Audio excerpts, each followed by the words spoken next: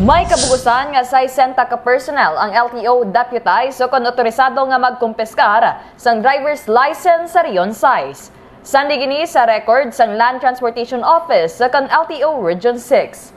Sa nasambit nga numero, 28 sa bahin sa Capiz Police Provincial Office o kon CPPO, 4 sa Department of Public Works and Highways sa kon DPWH 6, kag 28 naman sa Highway Patrol Group o kon HPG. Mayara naman sa karon nga pending for renewal.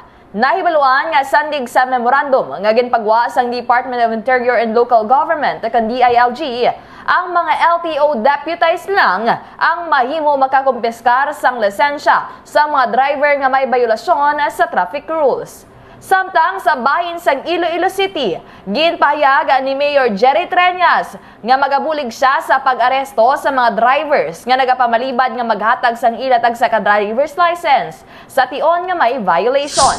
Naibaluan nga tubtob sa karon na wala pa nakaproseso ang Iloilo City Government, lakip naman ang Iloilo City Police Office o kon ICPO sang deputation sa Land Transportation Office. Kagini si kabanderang Kim Kaluyu, nagabandera sang matutud nga serbisyo publiko kag kalingawan sa Iloilo. Radyo Bandera. Ang ining nga balita ang ginadulong sa inyo sang D3 Bio, ang ginaendorso sa mga eksperto nga kampyon nga suplemento. Himo sa gin-extract nga virgin coconut oil nga may antiviral kag antibacterial properties nga sarang makatap na sa mga cancer cells kag mga bukol-bukol sa lawas. Ang D3 Bio, mabakal sa mga butika sa Iloilo.